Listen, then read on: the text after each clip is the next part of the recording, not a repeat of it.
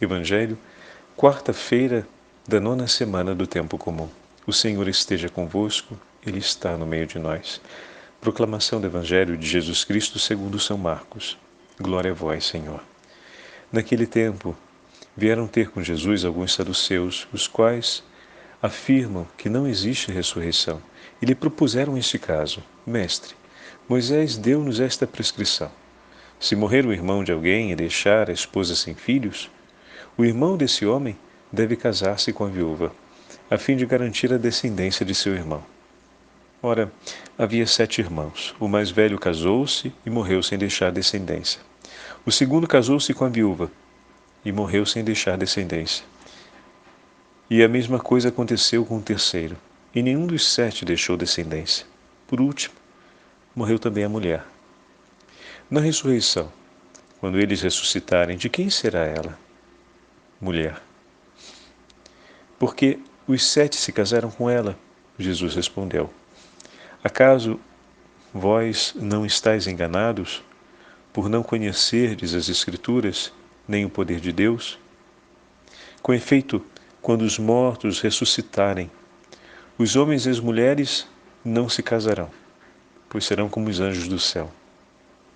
Quanto ao fato da ressurreição dos mortos, não lestes no livro de Moisés, na passagem da sarça ardente, como Deus lhe falou: Eu sou o Deus de Abraão, o Deus de Isaque, o Deus de Jacó.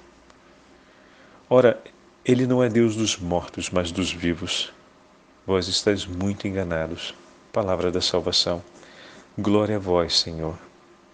Quarta-feira da 9ª semana do Tempo Comum, em nome do Pai, do Filho e do Espírito Santo. Amém. Queridos irmãos e irmãs, a Santa Liturgia hoje nos entrega a continuação da leitura do 12º capítulo do Evangelho de São Marcos, hoje o diálogo entre Jesus e os saduceus. Também hoje nos são apresentadas 2 intenções.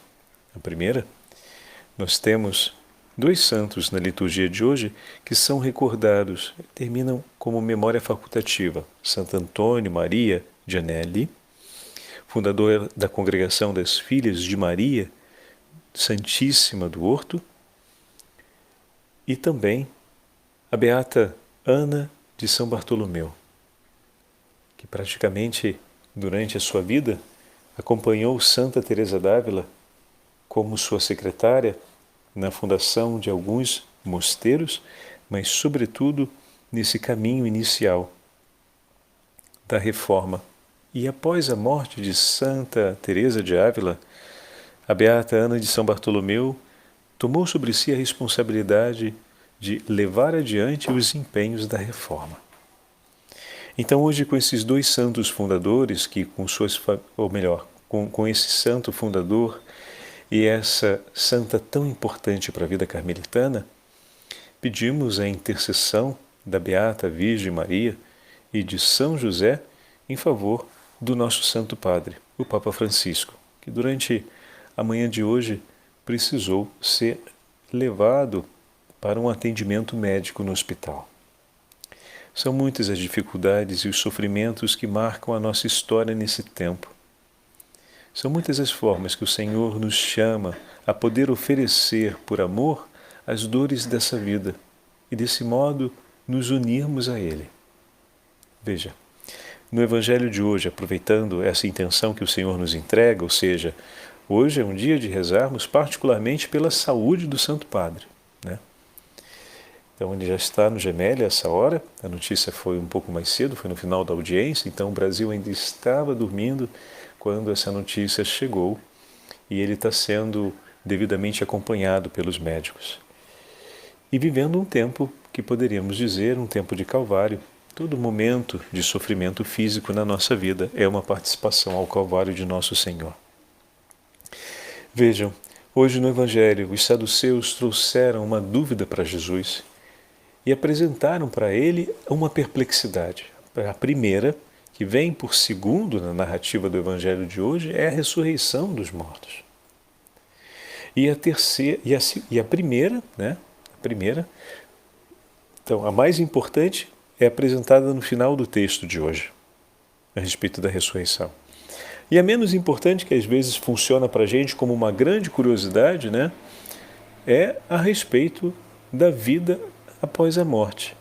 Como vai ser? Como nós vamos nos comportar?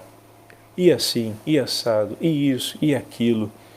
É engraçado que a gente tem uma preocupação grande sobre isso quando já temos o que precisamos ter para compreender essa verdade. E é muito mais urgente que agora nós vivamos aquilo que o Senhor nos disse, para que possamos com Ele participar do céu. Se no céu nós vamos estar na companhia de nosso Senhor, meu irmão, minha irmã, do jeito que for, vai ser maravilhoso.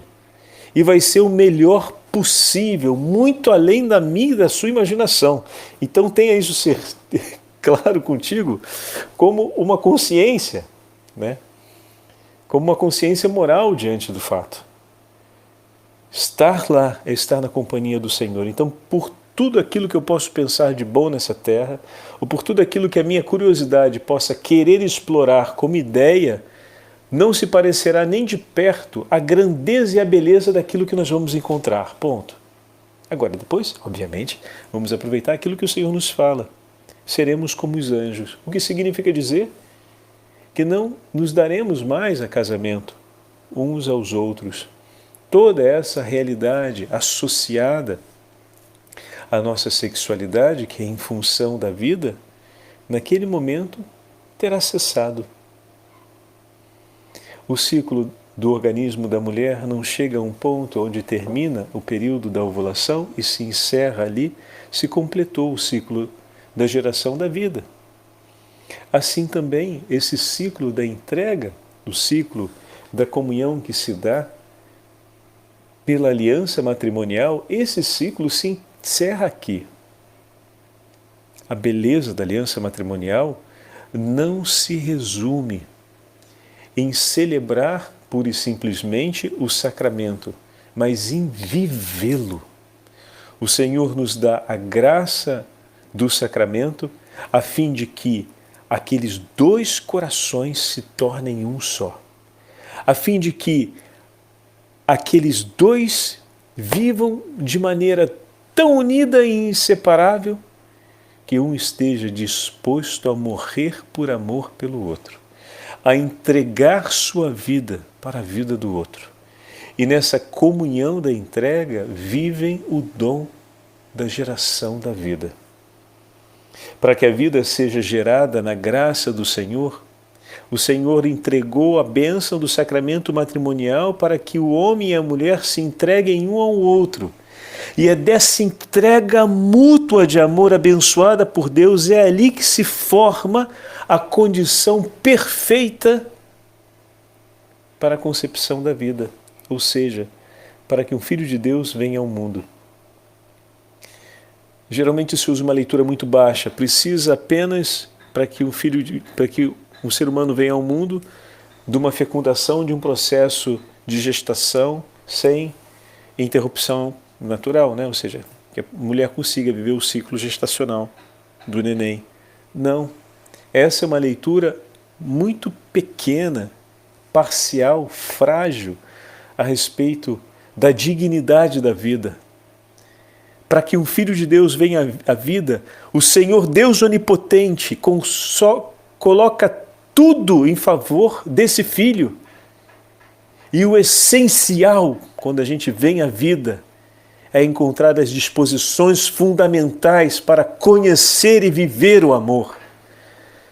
Por isso, antes de tudo, o Senhor se levanta para abençoar a aliança conjugal de amor entre um homem e uma mulher, para que eles em Cristo aprendam a entregar completamente a vida um pelo outro, como Cristo se entrega por nós. E amando-se assim, forma-se então a condição ideal para que um filho de Deus venha ao mundo. Bom, alguém pode dizer, mas Padre Fábio, isso está cada vez mais raro no nosso tempo, por desgraça. Mas atenção, porque a beleza de Deus se manifesta em meio a tudo isso. Muitas vezes a gente vê os sinais de morte, a dispersão, a destruição que as ideologias fazem dessa condição fundamental para o bem de cada uma das pessoas, cada um dos filhos de Deus, essa condição fundamental de base, né? A gente vê isso tudo sendo flagelado, sendo perseguido, sendo depredado, sendo caluniado, difamado, esfacelado na sociedade, e pode vir por um instante a impressão de que tudo está perdido. Alto lá! Muito devagar nessa hora. Errado completamente. Não está perdido, porque a vontade do Senhor jamais cairá por terra. Deus é soberano na sua vontade. E no meio dos filhos de Deus pelo mundo inteiro, o Senhor está suscitando, conduzindo, gerando, se manifestando, cumprindo a sua vontade, reparando as perdas e edificando famílias. Não se equivoque quanto a isso.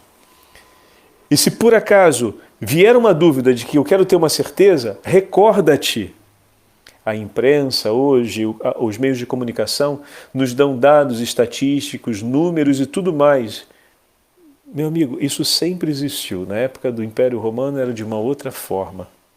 Mas ali onde, Padre Fábio? Ali, em Nazaré.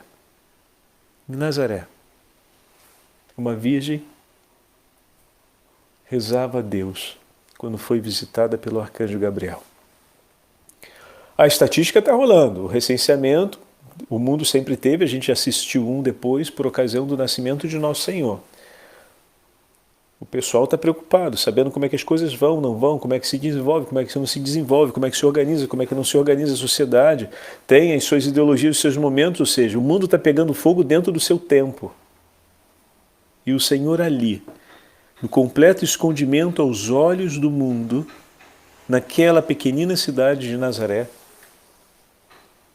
está conduzindo por anos já a Imaculada Virgem Maria, concebida sem pecados, a Santa Mãe de Deus, ao momento em que o arcanjo irá se apresentar a ela e ela irá responder por todos nós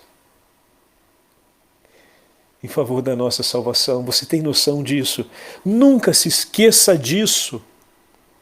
Porque às vezes a gente se sente amarejado, esmagado, oprimido por tudo aquilo que está acontecendo em volta, por essa desgraceira, por esse avanço das ideologias que tentam destruir em absoluto a família e a dignidade da aliança matrimonial e a dignidade necessária da paternidade e da maternidade vivida como tal em favor dos filhos. Isso está sendo profundamente vilipendiado e pode por um instante trazer uma grande agonia, angústia, mas recorda-te que a vontade do teu Senhor é soberana e ela não cai por terra. E assim como em Nazaré ele estava preparando o coração daquela que iria responder, seja feita, Senhor, a vossa vontade, em meio a todo esse turbilhão que nós estamos vivendo, o Senhor está preparando centenas de milhares de corações amparados pela intercessão da Virgem Maria e de São José, para que cumpram essa missão, para que sejam fonte de restauração e de vida para as novas gerações. Queira, meu irmão e minha irmã, você que está começando agora a se preparar para a vida matrimonial, você que já se casou, já deu esse passo importante por todos nós, muito obrigado. Queira estar na fileira desses filhos, entrega o teu matrimônio, a tua casa, a tua família, a Santa Mãe de Deus, consagra a São José e pede que eles tenham a regência do vosso lar, que eles amparem a vossa aliança, que eles eduquem os vossos corações a com amabilidade amar a Cristo e amar todos aqueles que são amados por eles, a viver sob o amparo e o patrocínio deles a beleza da vossa aliança nupcial e a dignidade da vossa casa, e a se tornarem assim intercessores pelo mundo inteiro e pelas famílias do mundo inteiro. Que jamais caia por terra a sua esperança, pois a nossa esperança está no nome do Senhor que fez o céu e a terra. A nossa esperança está no nome do Senhor, que é o Senhor dos vivos. Deus de Abraão, Isaque e Jacó. Deus se apresenta nomeando os patriarcas, chamando os patriarcas, chamando aqueles que estão vivos. Se o Senhor chama pelo nome, é porque estão vivos. E estão vivos por Ele, pois viveram por Ele, por amor a Ele, e nele confiaram. E esperavam ali, naquele momento, a redenção que seria realizada por nosso Senhor. E nós, com os patriarcas, com todos os santos e santas, em Cristo clamamos por Ele somos chamados pelo Seu nome, nele esperamos e com Ele vivemos. E vamos viver para todo sempre. E vamos viver por toda a eternidade em comunhão.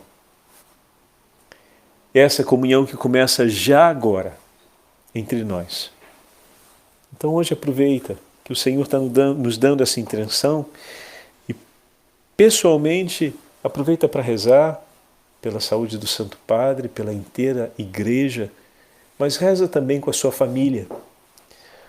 O Papa Francisco no mundo goza de um carinho, de uma recordação, de uma estima das pessoas muito grande. Propõe talvez no teu ambiente de trabalho, propõe talvez entre os teus amigos. Hoje deu a notícia que o Papa está no hospital. Vamos rezar um Pai Nosso por ele. E convida, vamos rezar uma Ave Maria por ele, juntos, pedindo que o Senhor cuide dele e que Nossa Senhora o acompanhe. Peça, meu irmão, santifica a sua casa rezando pelo nosso Sumo Pontífice. Santifica a tua casa ensinando teus filhos esse ato de misericórdia.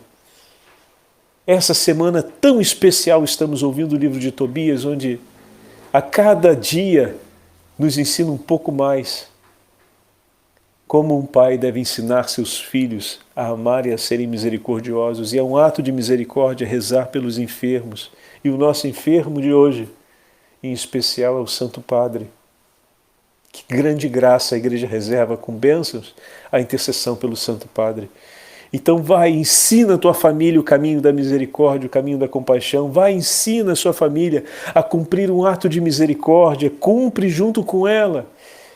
E se possível, escolhe um tempo para rezar a Divina Misericórdia ou o Santo Terço da Beata Virgem Maria em favor do Santo Padre pelas famílias do mundo inteiro.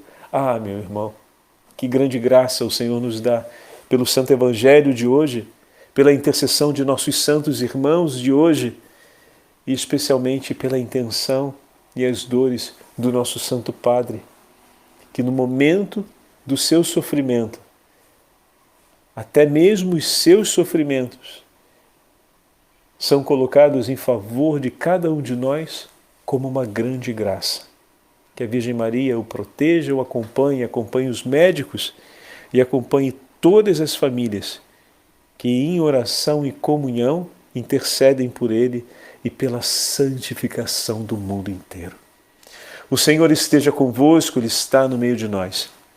Pela intercessão da Beatíssima Virgem Maria, Santa Mãe de Deus, e pela intercessão da Beata Ana de São Bartolomeu, e pela intercessão de Santo Antônio Maria Gianelli, vos abençoe o Deus Todo-Poderoso, Pai, Filho e Espírito Santo. Amém.